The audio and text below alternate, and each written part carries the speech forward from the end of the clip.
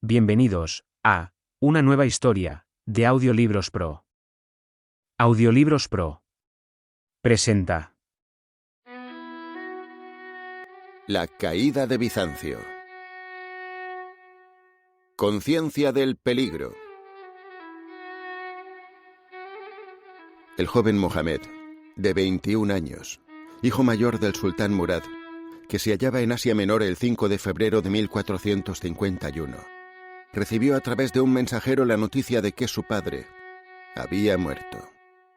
Sin intercambiar una sola palabra con sus ministros ni consultar a sus consejeros, el joven príncipe, a pesar de su pena por la triste noticia, monta sobre uno de sus más rápidos corceles y en una sola etapa salva la distancia de 200 kilómetros que lo separaba del Bósforo y pasa a Galípoli, en la orilla europea.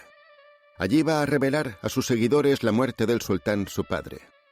Luego, a fin de evitar cualquier pretensión oportunista al trono, reúne a tropas escogidas y las conduce a Adrianópolis, donde sin oposición es reconocido como jefe del Estado otomano. Desde un principio demuestra Mohamed tener una cruel disposición. Para apartar de sí a cualquier rival de su misma sangre, hace ahogar en un baño a su hermano que todavía no ha llegado a la mayoría de edad.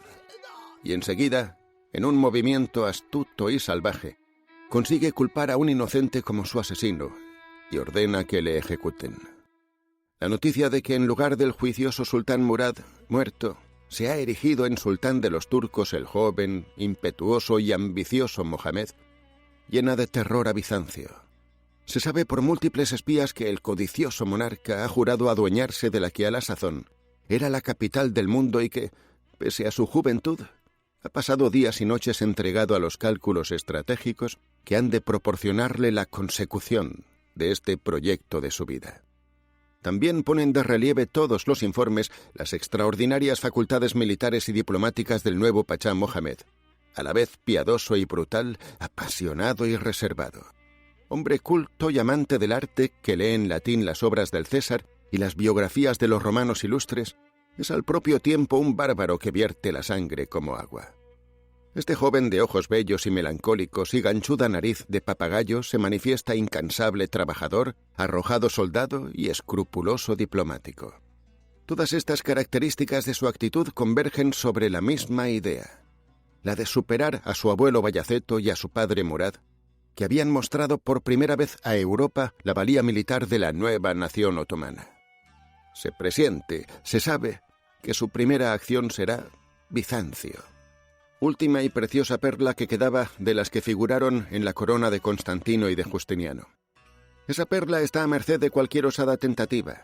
El imperio bizantino, el imperio romano de Oriente, que antes abarcaba el mundo, desde Persia a los Alpes, y que se extendía hasta los desiertos de Asia, formando un estado colosal, que apenas podía ser recorrido en varios meses, se ha reducido de tal modo que se puede visitar ahora cómodamente en 3 horas de marcha a pie. Por desgracia, de aquel gran imperio bizantino solo quedaba ya una cabeza sin cuerpo, una capital sin reino. Constantinopla, la ciudad de Constantino, la antigua Bizancio. Incluso de esa Bizancio solo queda una parte. La actual Estambul pertenecía al Basileo, mientras que Gálata ya había caído en poder de los genoveses y todas las demás tierras a espaldas de la muralla que circunda la ciudad están en poder de los turcos. Reducidísimo es este dominio imperial del último emperador, pues se limita únicamente a un enorme muro circular que rodea iglesias, palacios y el amontonamiento de casas al que se le da el nombre de Bizancio.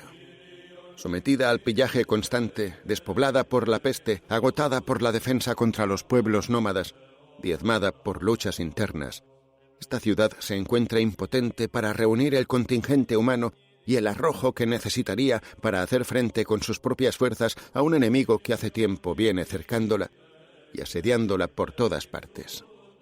La púrpura del último César de Bizancio, Constantino XI, ya no tiene el esplendor que tenía la de su tocayo, el que fue el primer emperador de Bizancio, Constantino I el Grande. Pero justamente por estar ya cercada por los turcos y porque es veneradísima por todo el mundo occidental, Bizancio representa para Europa un símbolo de su honor. Únicamente si la cristiandad unida ampara este bastión en ruinas del Oriente, puede Santa Sofía continuar siendo la Basílica de la Fe, la última y más bella catedral fronteriza del cristianismo en Oriente.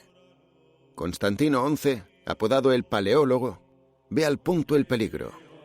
A pesar de todos los discursos pacíficos de Mohamed, el César cristiano, poseído de un santo y justificado temor, envía un emisario tras otro a Italia, al Papa, a Venecia, a Génova, para que manden galeras y soldados.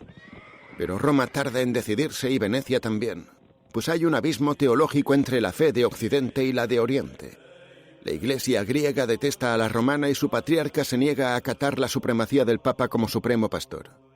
Es verdad que, en vista del peligro inminente, en Ferrara y en Florencia se acordó en sendos concilios la unión de las dos iglesias, asegurando así el auxilio a Bizancio. Pero también es cierto que apenas el peligro dejó de ser tan acuciante para Bizancio, los sínodos griegos se resistieron a que el convenio entrara en vigor. Sin embargo, tan pronto como Mohamed subió al poder, la necesidad se impuso a la tenacidad de los ortodoxos griegos, puesto que, junto con la súplica en pro de una ayuda rápida, envió Bizancio su clara manifestación de acatamiento total a la Iglesia de Roma. Entonces se equipan galeras con soldados y pertrechos. En uno de los barcos va el legado del Papa para celebrar solemnemente la unión de la Iglesia de Occidente con la de Oriente y poder anunciar al mundo que el que acatare a Bizancio, acataría de hecho a toda la cristiandad unida. Misa de reconciliación. Magnífico espectáculo el que tiene lugar aquel día de diciembre en la maravillosa basílica, cuyo esplendor de otra época en mármoles, mosaicos y deslumbrantes joyas apenas puede adivinarse hoy en la actual mezquita donde se celebra la gran fiesta de la reconciliación. Allí está el 11º Constantino rodeado de sus grandes dignatarios para constituirse, por su imperial corona, en el supremo testigo y fiador de la perpetua armonía entre ambas creencias. La grandiosa nave, que iluminan incontables cirios, está atestada de fieles. Ante el altar celebran fraternalmente la misa en legado del Papa, Isidoro, y el patriarca ortodoxo Gregorio. Por primera vez en aquella iglesia se menciona en las oraciones el nombre del Papa, y por primera vez también resuenan simultáneamente los salmos en lengua griega y latina en las bóvedas de la imperecedera catedral, mientras el cuerpo del San Espiridión es llevado en procesión solemne por la clerecía de ambas iglesias. Oriente y Occidente parecen unidos para siempre, poniendo fin a la fratricida contienda entre una y otra religión, devolviendo la santa hermandad al mundo europeo y occidental. Después de años y años de feroz lucha, se cumplió el ideal de Europa, el verdadero sentido de Occidente. Pero, desgraciadamente, los periodos de paz y de buen sentido no acostumbran prolongarse en la historia. Mientras las voces de la oración se unían santamente en la basílica, fuera, en una celda de un convento, un erudito monje llamado Genadio apostrofa rudamente a los latinos y a los traidores a la verdadera fe. Apenas ha prevalecido el buen sentido cuando el fanatismo rasga sacrílegamente los lazos de la concordia fraterna. El clero griego ya no piensa en la sumisión y al otro lado del Mediterráneo los amigos se olvidan del prometido auxilio. Se envían unas pocas galeras, unos pocos soldados, es verdad, pero luego se deja a la ciudad abandonada a su triste destino. La guerra empieza. Los tiranos, cuando preparan una guerra y no están bien armados, hablan mucho de paz. Así pues, Mohamed, cuando sube al trono, recibe con palabras amistosas y tranquilizadoras a los embajadores de Constantino. Promete pública y solemnemente por Dios y sus profetas, por los ángeles y por el Corán, que respetará los tratados establecidos con el Basileo. Pero al mismo tiempo firma secretamente un tratado de neutralidad bilateral por 3 años con húngaros y serbios, justamente los 3 años dentro de cuyo plazo piensa apoderarse de la ciudad sin estorbos de ninguna clase. Hasta después que ha prometido y asegurado el mantenimiento de la paz, no conculca el derecho a ella, iniciando la guerra. Hasta entonces, los turcos solo poseían la orilla asiática del Bósforo, y así los buques podían pasar tranquilamente de Bizancio por el estrecho hasta el Mar Negro para abastecerse de cereales. Pero este paso lo dificulta Mohamed, puesto que sin preocuparse de justificarlo, manda construir una fortaleza en la orilla europea, en Rumili y Sar, precisamente en aquel lugar donde, en tiempos de los persas, el atrevido Jerjes atravesó el Helesponto. Por la noche pasan miles y miles de peones a la orilla europea, que según los tratados no debería ser fortificada, Pero ¿qué caso hacen los tiranos de los tratados? Y asolan los campos circundantes dedicándose a demoler no solamente las viviendas, sino también la antiquísima y celebérrima iglesia de San Miguel, a fin de proporcionarse piedras para su fortaleza. El sultán dirige personalmente día y noche la construcción, y los bizantinos contemplan asombrados cómo les interceptan el paso hacia el Mar Negro, contra todo derecho e infringiendo lo convenido. Los primeros barcos que quieren cruzar aquel mar, hasta entonces libre, son atacados desde la fortaleza a pesar de la paz oficialmente reinante, de modo que después de este alarde de poder tan rotundo, cualquier disimulo ya resulta superfluo. En agosto de 1452 reúne Mohamed a todos sus agaes y bajáes y les declara abiertamente sus intenciones de atacar y conquistar Bizancio. Muy pronto el intento se convierte en realidad brutal. Se envían heraldos por el ámbito del Imperio turco llamando a todos los hombres capaces de empuñar las armas y el 5 de abril de 1453 irrumpe, cual terrible huracán, un considerable ejército otomano en la llanura de Bizancio, el cual llega casi hasta las mismas murallas de la ciudad. A la cabeza de sus tropas, ricamente ataviado, cabalga el sultán, dispuesto a plantar su tienda frente a la puerta de Lika.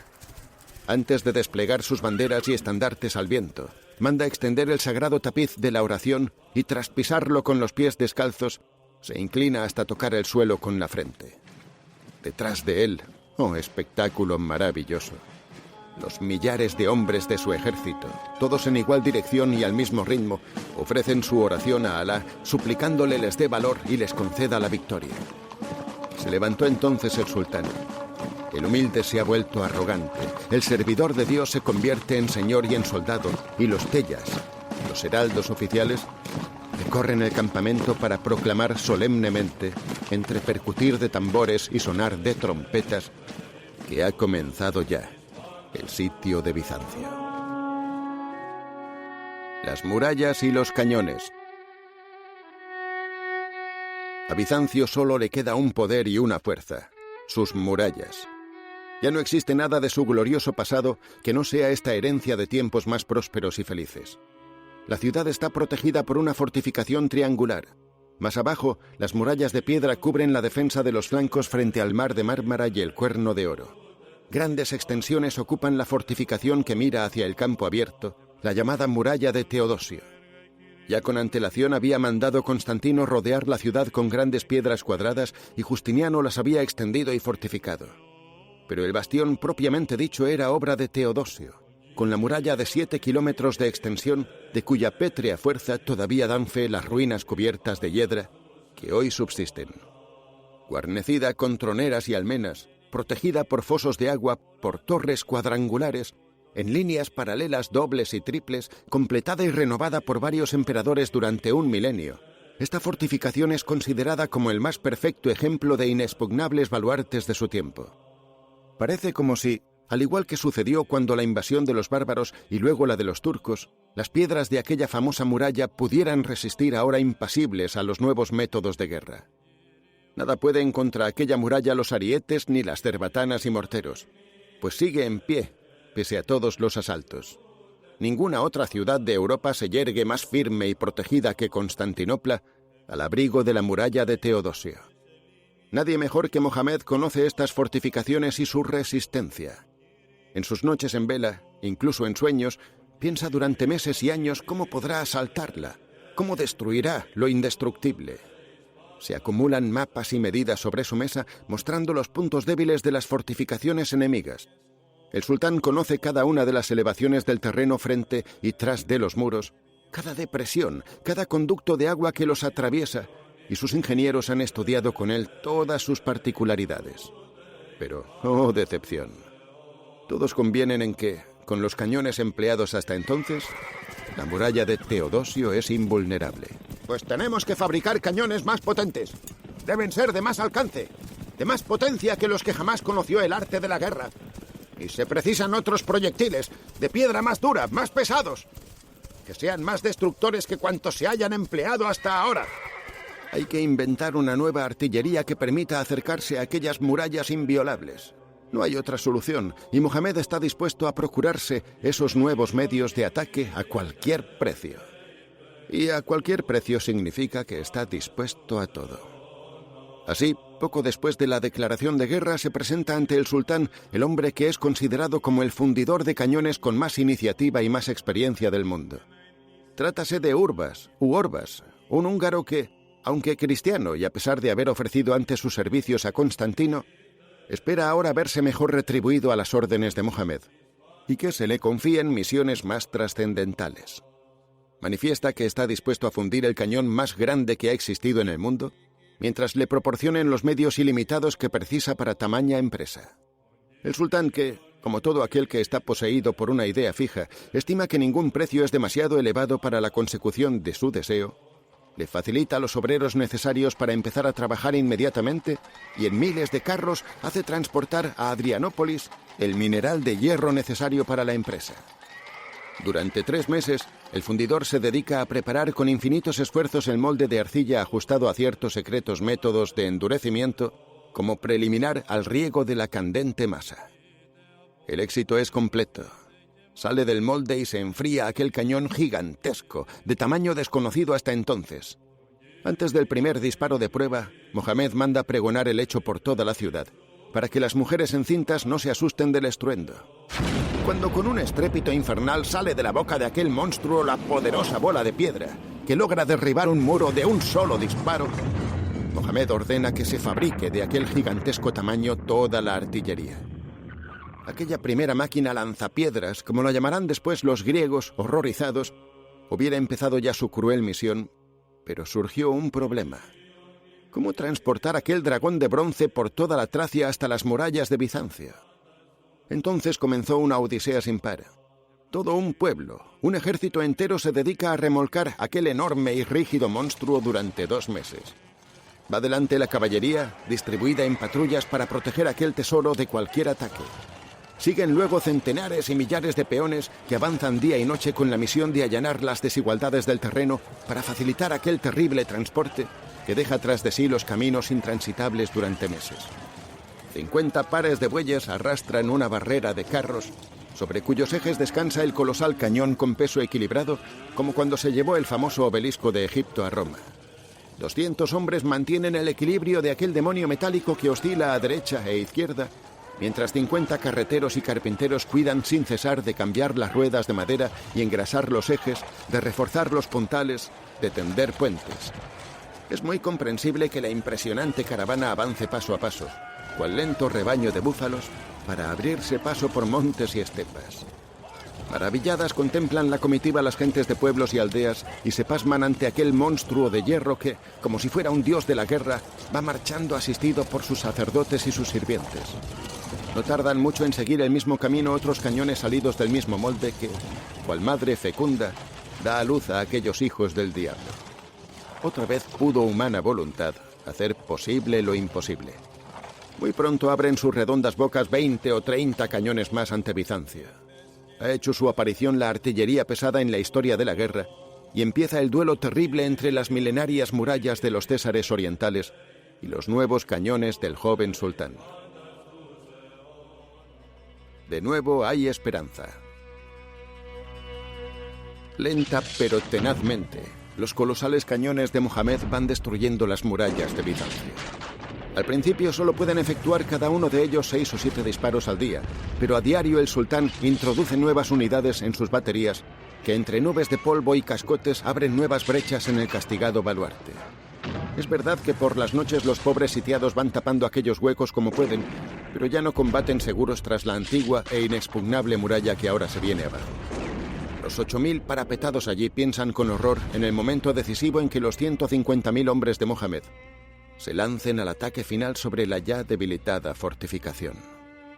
Ya es tiempo de que la cristianísima Europa se acuerde de cumplir su promesa. Infinidad de mujeres con sus hijos se pasan el día entero orando en las iglesias. Desde las torres, los soldados observan día y noche la lejanía, por si aparece al fin el refuerzo de la flota papal o la veneciana en el mar de Mármara. Por fin, el 20 de abril, a las 3 de la madrugada, perciben un signo luminoso. A lo lejos distinguen un navío. No se trata de la anhelada, de la poderosa flota cristiana, pero siempre es un alivio. Lentamente, impulsados por el viento, avanzan 3 grandes bajeles genoveses y luego otro más pequeño, un transporte bizantino que trae cereales y va protegido por los otros 3.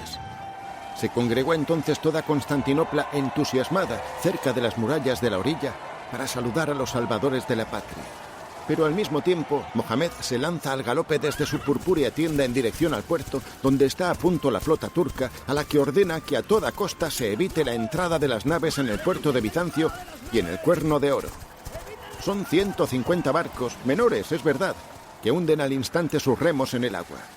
Armadas con hierros de amarre, botafuegos y catapultas, aquellas 150 embarcaciones se lanzan hacia las 4 galeras cristianas, pero estas, fuertemente impulsadas por el favorable viento, escapan fácilmente de sus fanáticos perseguidores que, entre un griterío ensordecedor, pretenden en vano alcanzarlas con sus descargas. Majestuosamente, con las velas hinchadas, los barcos cristianos, sin preocuparse de sus atacantes, se dirigen hacia el Cuerno de Oro, puerto que les ofrece segura y duradera protección gracias a la famosa cadena tendida desde Gálata a Estambul. Las 4 galeras están ya muy cerca. Las gentes congregadas en las murallas pueden distinguir ya los rostros de los tripulantes. Aquellos millares de seres, mujeres y hombres, se arrodillan emocionados para dar gracias a Dios y a los santos por la providencial y feliz llegada de sus salvadores. Pero de pronto ocurre algo terrible. El viento cesa súbita e inesperadamente, y los galeones quedan inmóviles en medio del mar, como retenidos por un imán a poca distancia del seguro refugio del puerto. Entre salvajes gritos de júbilo, el enjambre de lanchas enemigas acomete a los inmovilizados barcos cristianos. Como fieras que se precipitan sobre la presa, los ocupantes de las pequeñas embarcaciones hunden los garfios de abordaje en los flancos de madera de las grandes naves, golpeándolas fuertemente con las hachas para hacerlas zozobrar, trepando por las cadenas de las anclas con refuerzos constantemente renovados, a fin de lanzar antorchas encendidas contra las velas con propósito de incendiarlas. El capitán de la flota turca aborda con su propio barco el transporte genovés. Ambas naves se entrecruzan como 2 potentes luchadores. Verdad es que desde sus elevadas bordas y protegidos por sus blindados parapetos, los marineros genoveses pueden resistir momentáneamente a los asaltantes e incluso repelerlos con hachas y piedras. Pero la lucha es demasiado desigual. Los barcos genoveses están perdidos. Horrible espectáculo para los millares de sitiados que están contemplándolo desde la muralla. Tan de cerca como suele colocarse el pueblo para presenciar los feroces combates en el circo, asiste ahora con indecible angustia a una batalla naval que al parecer va a acabar con la inevitable derrota de los suyos. Como mucho 2 horas más, y las 4 embarcaciones cristianas sucumbirán al furioso ataque en el grandioso circo del mar. Los desconcertados griegos, reunidos en los muros de Constantinopla, a tan poca distancia de sus hermanos, crispan los puños y gritan imprecaciones en su imponente ira por no poder ayudar a sus salvadores. Muchos intentan animar a sus heroicos amigos con feroces gestos. Otros, por su parte, invocan a Dios y a los santos de sus respectivas iglesias que durante siglos protegieron a Bizancio pidiendo que se haga un milagro. Pero en la orilla opuesta, en Gálata, también gritan y oran con igual fervor los turcos que esperan asimismo el triunfo de los suyos. El mar se ha convertido en una palestra. La batalla naval es una especie de encuentro entre gladiadores. El mismo sultán acude al galope. Acompañado de sus generales, se mete en el agua empapando sus vestiduras. Haciendo una bocina con sus manos, arenga a su gente para que alcancen la victoria a toda costa. Cada vez que alguna de sus galeras retrocede, amenaza a su almirante esgrimiendo su cimitarra. ¡Si no triunfas, no volverás con vida! Las 4 naves cristianas resisten todavía, pero la lucha toca a su fin. Van acabándose los proyectiles con los que han venido rechazando a las embarcaciones turcas. Los marineros están agotados tras una contienda que dura varias horas contra un enemigo 50 veces mayor en número. Declina el día. El sol se hunde en el horizonte. 1 hora más y los barcos se verán arrastrados por la corriente hacia la orilla ocupada por los otomanos, más allá de Gálata, aun en el caso de que consigan evitar hasta entonces el abordaje. Están perdidos, irremisiblemente perdidos. Pero entonces ocurre algo que a los ojos de la angustiada multitud de Bizancio aparece como un milagro. Se oye de pronto un leve rumor que súbitamente aumenta. Es el viento, el anhelado viento salvador que hincha de nuevo en toda su plenitud las velas de las naves cristianas. Se levantan triunfantes sus proas y en arrollador ímpetu se libran del acoso de sus enemigos tomándoles una ventajosa delantera. Están libres, salvados.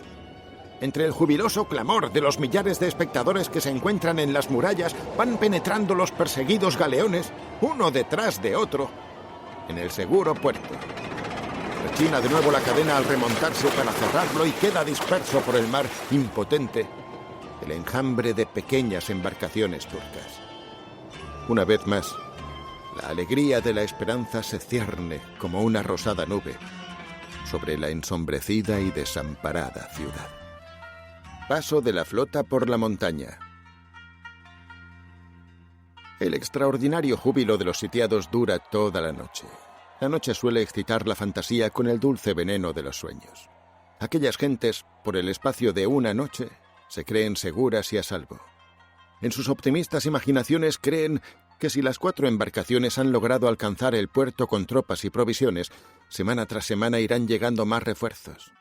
Europa no los ha abandonado, y ven ya levantado el cerco y al enemigo desconcertado y vencido. Pero también Mohamed es un soñador, pero un soñador que pertenece a esa otra especie mucho más rara de quienes saben transformar, gracias a la voluntad, los sueños en realidades, y mientras los galeones se sienten seguros en el puerto del Cuerno de Oro, proyecta un plan extremadamente temerario que merece parangonarse con las hazañas bélicas de Aníbal y Napoleón. Ante él aparece Bizancio como fruta sabrosa que no puede alcanzar. El impedimento principal está representado por aquella lengua de tierra, aquel cuerno de oro, aquella bahía que guarda el flanco de Constantinopla. Es prácticamente imposible llegar a ella, puesto que le estorba el paso la ciudad genovesa de Gálata, que obliga a Mohamed al mantenimiento de su neutralidad, y desde ella a la ciudad sitiada se tiende una cadena de hierro que cierra la entrada del Golfo. De frente no puede atacarla con la flota. Solo desde cierta ensenada interior, donde termina la posesión genovesa, podría dominarse la flota cristiana. Pero, ¿cómo disponer de una flota en esa bahía interior? Claro está que se podría construir una, pero ello requeriría meses de trabajo. El impaciente sultán no puede esperar tanto. Entonces el gran Mohamed concibe un plan genial, que consiste en hacer pasar la flota desde donde se halla, por la lengua de tierra, hasta la bahía interior del Cuerno de Oro. Este audacísimo proyecto de atravesar un istmo montañoso con ciertos de embarcaciones parece a simple vista algo tan absurdo, tan irrealizable, que ni los bizantinos ni los genoveses de Gálata lo incluyen en sus cálculos estratégicos, como tampoco pudieron concebir los romanos y más tarde los austriacos la posibilidad del paso de los Alpes por Aníbal y por Napoleón. Las enseñanzas de la experiencia humana establecen que los barcos solo pueden avanzar por el agua, y nunca se ha visto que una flota cruce una montaña. Pero el genio militar está caracterizado por aquel que en tiempo de guerra desdeña todas las reglas bélicas conocidas, sustituyéndolas en un momento dado por la improvisación creadora. Llega el momento culminante de una acción inesperada e incomparable. Silenciosamente, Mohamed manda fabricar rodillos de madera que hombres expertos convierten en grandes trineos donde, cual diques secos terrestres, se colocan los barcos. Al mismo tiempo, millares de peones ponen manos a la obra para allanar el paso del camino que pasa por la colina de Pera y facilitar el transporte de las naves. Para ocultar la presencia de tantos hombres empleados en la obra, el sultán ordena que día y noche los morteros disparen cañonazos que, salvando la neutral ciudad de Gálata, siembren el terror en la sitiada, lo cual no tiene como objeto sino distraer la atención para que puedan pasar las embarcaciones por montes y valles. Mientras los griegos esperan un ataque por tierra, las ruedas de madera bien engrasadas se ponen en marcha y, tirados por innumerables yuntas de búfalos y con el auxilio de los marineros, los barcos van atravesando uno tras otro la montaña. Apenas la noche impide con su manto cualquier mirada indiscreta, empieza la maravillosa expedición. Silenciosamente, aquel ardid fruto de una mente genial se lleva a término. Se realiza el prodigio de los prodigios. Toda una flota atraviesa la montaña. Lo que decide las acciones militares es la sorpresa, y ahí se manifiesta el gran genio y la preclara inteligencia de Mohamed. Nadie barrunta lo que va a suceder. Ya dijo de sí el sultán: si un pelo de mi barba se enterara de mis pensamientos, me lo arrancaría. Y mientras los cañones retumban potentes cerca de los muros de la sitiada ciudad, sus órdenes se cumplen al pie de la letra. Aquella noche del 22 de abril, 70 barcos son transportados de un mar a otro salvando montes, valles, viñedos, campos y bosques. A la mañana siguiente, los moradores de Bizancio creen estar soñando. Una flota enemiga, como conducida por manos de espíritus, despliega sus velas con evidente ostentación de hombres y gallardetes en el mismísimo corazón de la inaccesible ensenada interior. Todos se frotan los ojos sin comprender cómo ha podido ocurrir semejante prodigio, pero las trompetas y atabales resuenan inmediatamente debajo del muro que hasta entonces quedaba protegido por el puerto. Todo el Cuerno de Oro, a excepción de aquel estrecho territorio de Gálata, donde se halla embotellada la flota cristiana, está ya en poder del sultán y de su ejército, gracias a aquel genial golpe de audacia. Sin que nadie se lo impida, Mohamed puede ahora conducir sus tropas desde sus pontones contra la más débil de sus murallas. Así queda amenazado el flanco más vulnerable y aclaradas las filas de los defensores apostados en el resto de la fortificación. El puño de hierro va apretando con mayor fuerza cada vez la garganta de su víctima. Europa, ayúdanos. Los sitiados ya no se hacen ilusiones. Conocen su situación.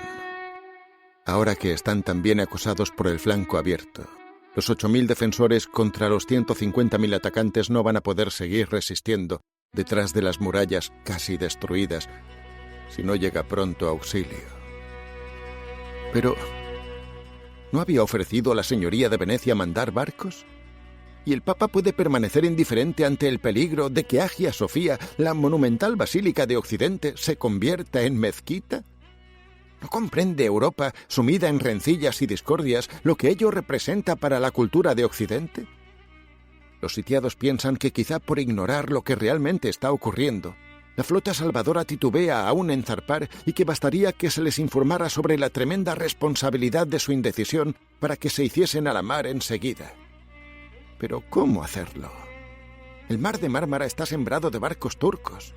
Poner en juego toda la flota para salir a él sería correr el riesgo de su aniquilamiento y sobre todo restaría a los defensores, para quienes cada hombre de por sí cuenta ya mucho, unos cuantos cientos de soldados. A la luz de ese razonamiento se acuerda por fin equipar un barco con una mínima tripulación y lanzarlo a la aventura. 12 hombres en total se arriesgan para la heroica hazaña, y si la historia fuese justa, sus nombres tendrían que ser tan famosos como los de aquellos argonautas de Jasón. Pero ignoramos los nombres de esos héroes. Tras izar la bandera enemiga en aquel insignificante bergantín, los 12 hombres se visten como turcos y se cubren con turbante o fez para no llamar la atención. El 3 de mayo, sin ruido, quedamente, abren el cerco de hierro y lenta y silenciosamente, protegidos por la oscuridad de la noche, los remos hienden el peligroso mar. Las audaces acciones individuales son el punto débil de todo plan bien tramado. En todo pensó Mohamed, pero jamás en la inimaginable temeridad de que un solo barco osara realizar con 12 héroes esa réplica del viaje de los argonautas, cruzando por medio de su flota para ellos enemiga. Pero, trágica decepción. Tras conseguir llegar al mar Egeo, desesperados otean el horizonte, pero no se ve ni una sola vela veneciana. No hay flota alguna que venga en su socorro. Venecia y el Papa han olvidado a Bizancio. Siempre se suceden en la historia estos momentos trágicos en que, cuando sería más necesario que se agruparan todas las fuerzas para proteger a la cultura europea, los príncipes y los estados no saben suspender sus luchas y querellas. Génova considera más importante disputar a Venecia la hegemonía de los mares y Venecia, a su vez, solo piensa en dejar atrás a Génova. Se entretienen en ello en lugar de luchar unidas contra el enemigo común. No se ve nave alguna en el mar. Aquel puñado de valientes va navegando en su cascarón de nuez de isla en isla, mientras la desesperación hace presa en ellos. Pero todos los puertos están ya ocupados por el enemigo y ningún barco cristiano se atreve a entrar en la zona de guerra. ¿Qué hacer? Algunos hombres sienten un justo desánimo. ¿Para qué volver a Constantinopla? ¿para qué realizar de nuevo el peligroso viaje? No van a poder llevar a los sitiados esperanza alguna. Quizá ya cayó la ciudad. Quizá si regresan les aguarda el cautiverio o la muerte. Sin embargo, la mayoría de aquellos héroes anónimos acuerda volver. Se les encomendó una misión y tienen que cumplirla a toda costa. Y aquella navecilla osa otra vez pasar por los Dardanelos, por el mar de Mármara, entre la flota enemiga. El 23 de mayo, 20 días después de la partida, cuando en Constantinopla ya se considera perdida la frágil embarcación y nadie piensa ya en el mensaje ni en el regreso de los tripulantes, 2 vigías agitan las banderas desde las murallas, pues, remando con inusitado vigor, una embarcación se acerca al Cuerno de Oro. Entonces es cuando los turcos se enteran por la jubilosa algaraza de los sitiados de que aquel bergantín, que con gran descaro ha tenido el atrevimiento de pasar enarbolando bandera turca por las aguas que ellos dominan, es en realidad una embarcación enemiga. Acuden entonces con sus propias embarcaciones de todas partes para detenerla antes de que arribe al puerto Salvador. Hay un momento en que Bizancio expresa estentóreamente su júbilo con la esperanza de que Europa se ha acordado de ellos y de que la valiente navecilla era un heraldo de tan fausta nueva. Pero al llegar la noche, la triste verdad es del dominio público. La cristiandad ha abandonado a Bizancio. Los sitiados están solos e irremisiblemente perdidos si no se salvan por sus propias fuerzas. La noche antes de la tormenta. Después de 6 semanas aproximadamente de lucha constante, el sultán está impaciente. Sus cañones han destruido las murallas en muchos puntos, pero los ataques que varias veces ha ordenado han sido hasta ahora sangrientamente rechazados. Para un general solo quedan 2 caminos: o bien levantar el cerco o, después de ataques aislados, realizar el gran asalto final. Mohamed reúne a sus bajas en consejo de guerra y su apasionada voluntad se impone a todas las dudas y consideraciones. Se acuerda la fecha del 29 de mayo para el gran asalto decisivo. El soberano se apresta a tomar sus últimas medidas. Se decreta un día de fiesta en el que 150.000 hombres, desde el primero hasta el último, tienen que cumplir todos los usos prescritos por el Islam: las 7 abluciones y las 3 oraciones diarias. Lo que queda de pólvora y proyectiles se destina para la artillería, que machacará la ciudad para el asalto final, y se reparten las tropas para ello. Mohamed no descansa de día ni de noche. Desde el Cuerno de Oro hasta el mar de Mármara recorre a caballo el colosal campamento, animando a los jefes y enardeciendo a los soldados. Como buen psicólogo, conoce muy bien la manera de estimular hasta el grado máximo la acometividad de sus guerreros. Por eso les hace una horrible promesa, que luego cumplió acabadamente, sea dicho en su honor y descrédito a la vez. Promesa que lanzan sus heraldos a los 4 vientos. Mohamed jura en nombre de Alá, de Mahoma y de los 4000 profetas, por el alma de su padre, el sultán Murad, por las cabezas de sus hijos y por su cimitarra, que sus tropas, después del asalto a la ciudad, tendrán derecho durante 3 días al saqueo y al pillaje ilimitado. Todo cuanto se encierra tras aquellas murallas, mobiliario y bienes, joyas y objetos de valor, monedas y tesoros, hombres, mujeres y niños, pertenecerá a los victoriosos soldados, pues él renuncia a cualquier participación en el botín, a excepción del honor de haber conquistado aquel último baluarte del Imperio Romano de Oriente. Con gran alborozo escuchan los soldados esta vil proclama. Con estrepitoso júbilo resuena por doquier el grito «Allahu Akbar» entre los miles de combatientes que se hallan congregados ante la atemorizada ciudad. ¡Hagma! ¡Hagma! ¡Pillaje! ¡Pillaje! Esta palabra pasa a ser el grito de combate que resuena entre trompetas, tímbalos y tambores. Por la noche, el campamento se convierte en un mar de luces. Amedrentados, los sitiados contemplan desde sus murallas cómo miríadas de luces y antorchas brillan en la llanura y en las colinas, y cómo los enemigos celebran ya la victoria antes de conseguirla con trompetas, tambores, silbatos y panderetas.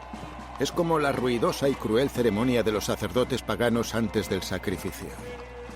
Y luego, súbitamente, a medianoche, por orden de Mohamed, se apagan de una vez todas las luces y cesa bruscamente el atronador griterío de aquellos millares de voces. Pero aquel silencio y oscuridad repentinos pesan más dolorosamente en el ánimo de los cristianos de todas las anteriores explosiones de entusiasmo. La última misa en la Basílica Cristiana de Santa Sofía. Los sitiados no necesitan recibir ningún mensaje para enterarse de lo que va a acontecer. Saben muy bien que el ataque está ordenado y presienten la gran prueba y el terrible peligro que se cierne sobre ellos como nube anunciadora de una borrasca. La población, que antes estaba desunida y en lucha religiosa, se une ahora en estas últimas horas. La extrema necesidad es siempre la que depara el incomparable espectáculo de la unidad en esta tierra. A fin de que todos estén dispuestos a defender lo que les obligan, la fe, el glorioso pasado, la cultura común, dispone el último emperador bizantino que se celebre una conmovedora ceremonia religiosa. Por orden suya se congregan católicos y ortodoxos, sacerdotes y seglares, niños y ancianos, en una única procesión. Nadie debe ni quiere quedarse en casa. Ricos y pobres cantando el Kyrie eleison forman en el solemne cortejo que recorre primero el recinto interior de la ciudad y luego efectúa también el circuito de las murallas exteriores. Se sacan de las iglesias las sagradas imágenes y reliquias para encabezar el desfile. En las brechas que el enemigo ha abierto en la muralla se cuelgan cuadros de santos con la esperanza de que logren, mejor que cualquier arma terrenal, que fracase el esperado asalto de los infieles. Al mismo tiempo reúne el emperador Constantino XI a los senadores, nobles y oficiales de elevada jerarquía para alertarlos con una última alocución. Claro está que no puede, como hizo Mohamed, prometerles un ilimitado botín, pero sí glosa el honor que les corresponderá a ellos, a toda la cristiandad y al mundo occidental si logran resistir el ataque decisivo y el peligro que supone si sucumben ante los asesinos e incendiarios. Ambos, Mohamed y Constantino, saben que este día decidirá la historia de los siglos futuros. Empieza entonces la última escena, una de las más conmovedoras de Europa, un inolvidable éxtasis del ocaso.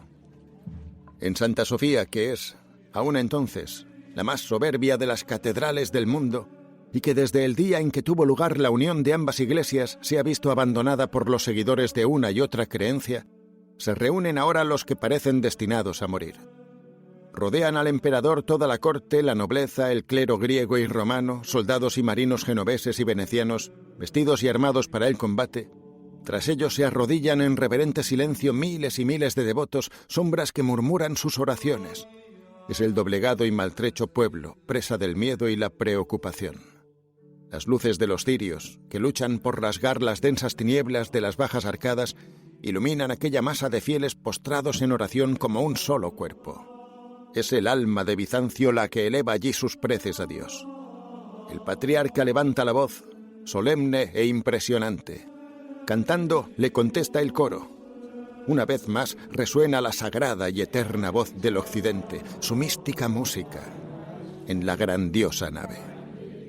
Luego, uno tras otro, yendo en cabeza el emperador, van acercándose al altar para recibir la sagrada Eucaristía, el consuelo de la fe, mientras llenan los ámbitos del templo el emocionado rumoreo de las plegarias. Ha empezado la última misa, más bien el funeral del Imperio Romano de Oriente, pues por última vez se celebran los ritos cristianos en la catedral que fue de Justiniano. Después de esta conmovedora ceremonia regresa por breve tiempo el emperador a su palacio, con el propósito de pedir perdón a sus súbditos y servidores por todas las injusticias que contra ellos hubiera cometido. Luego monta a caballo y cabalga, como hace a la misma hora Mohamed, su gran adversario, de un extremo a otro de las murallas para arengar a sus soldados. La noche está muy avanzada. No se oye voz alguna ni se percibe el chocar de las armas. Con el alma en tensión, esperan los millares de sitiados en las murallas a que llegue el día, y con él la muerte. Quercaporta, el portón olvidado. A la 1 de la madrugada, el sultán da la señal para comenzar el ataque. Agitando los estandartes y al grito de Allahu Akbar repetido por 3 veces, 100.000 hombres se lanzan con armas, escalas de cuerda y garfios contra las murallas, mientras suenan simultáneamente charangas, címbalos y atabales, mezclando sus estridentes sones al terrible griterío de los combatientes y al tronar de los cañones. Despiadadamente son lanzadas de momento contra los muros las tropas bisoñas, los bachibozucos, cuyos cuerpos semidesnudos, según los planes del sultán, han de servir hasta cierto punto de víctimas propiciatorias, sin otro objeto que el de cansar y debilitar las fuerzas del enemigo antes de que las tropas escogidas entren en acción para el asalto definitivo. Con centenares de escalas corren en la oscuridad estos soldados adelantados, suben por las almenas, caen rechazados por la heroica defensa de los sitiados, pero vuelven a subir una y otra vez, pues saben que les está cortada la retirada. Tras ellos, que solo son deleznable material humano destinado al sacrificio, van las tropas escogidas encargadas de empujarlos hasta una muerte casi segura. Los sitiados siguen todavía resistiendo, pues las incontables flechas y piedras no penetran en sus cotas de malla.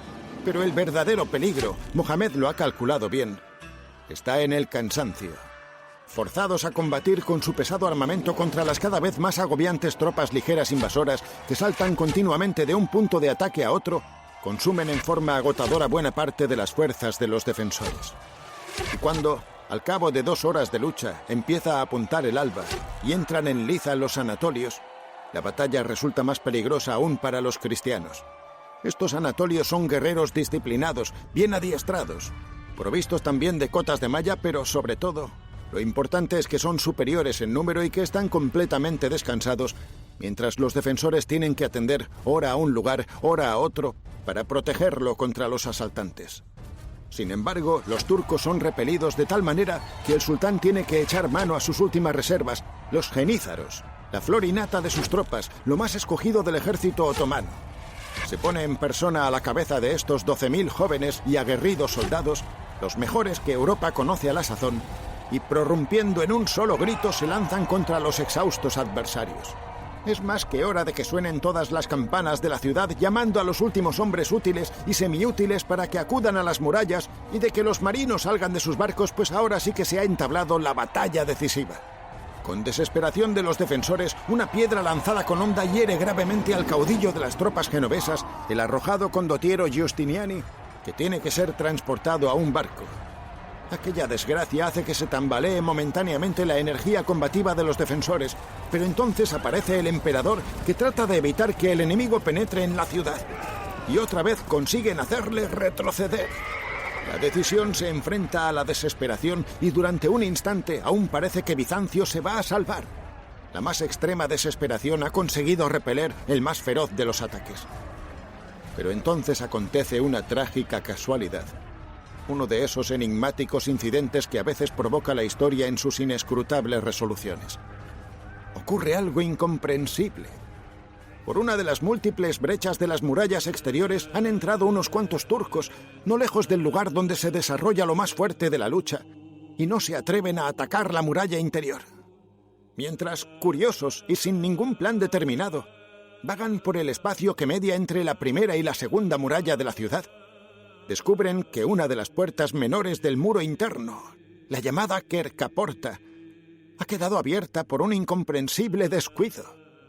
Se trata de una pequeña puerta por la cual entran los peatones en tiempos de paz durante las horas que permanecen cerradas las mayores, y precisamente porque carece de la menor importancia militar, se olvidó su existencia durante la excitación general de la última hora. De momento sospechan los genízaros que se trata de un ardid de guerra, ya que no conciben, por absurdo, que mientras ante cada brecha y cada puerta de la fortificación yacen amontonados millares de cadáveres, corre el aceite hirviendo y vuelan las jabalinas, se les ofrezca allí libre acceso, en dominical sosiego, por esta puerta, la Quercaporta, que conduce al corazón de la ciudad. Por lo que pudiera ocurrir, piden refuerzos y sin hallar ninguna resistencia, la tropa penetra en el interior de Bizancio, atacando por detrás a sus defensores, que jamás hubieran sospechado tamaño desastre. Unos cuantos guerreros descubren a los turcos detrás de las propias filas y de un modo aterrador surge el grito que en cualquier batalla resulta más mortífero que todos los cañones, sea o no la divulgación de un falso rumor. ¡La ciudad ha sido tomada! Los turcos repiten aquellas terribles palabras con estentóreas voces de triunfo tras las líneas de los sitiados. ¡La ciudad está tomada! Y este grito acaba con toda la resistencia. Las tropas, que se creen traicionadas, abandonan sus puestos para salvarse a tiempo acogiéndose a los barcos. Resulta inútil que Constantino, con algunos incondicionales, haga frente a los atacantes. Como otro combatiente cualquiera, cae en el fragor de la batalla y ha de llegar el día siguiente para que, por su purpúreo calzado, que ostenta un águila de oro, se pueda reconocer entre los apilados cadáveres de los heroicos defensores de Bizancio al último emperador, que honrosamente dio su vida perdiendo al mismo tiempo con ella el Imperio Romano de Oriente. Fue un hecho insignificante el que la Quercaporta, la puerta olvidada, estuviese abierta, lo que decidió el rumbo de la historia. La cruz es derribada. A veces, la historia juega con los números. Pues justamente 1000 años después de que Roma fuera tan memorablemente saqueada por los vándalos, empieza el saqueo de Bizancio. Mohamed, el triunfador, espantosamente fiel a su palabra, deja a discreción de sus guerreros, tras la primera matanza, casas, palacios, iglesias y monasterios, hombres, mujeres y niños en confuso botín. Corre la enloquecida soldadesca intentando adelantarse unos a otros para obtener mayor ventaja en el pillaje. El primer asalto va contra las iglesias, pues saben que guardan cálices de oro y deslumbrantes joyas. Pero si por el camino desvalijan alguna casa, izan inmediatamente su bandera para que sepan los que vengan después que allí el botín se ha cobrado ya. Y ese botín no consiste solo en piedras preciosas, dinero y bienes muebles en general, sino en mujeres para los harenes y hombres y niños para el mercado de esclavos. La multitud de infieles que han buscado refugio en las iglesias son arrojados de ellas a latigazos. A los viejos se los asesina por considerárseles bocas inútiles y género invendible.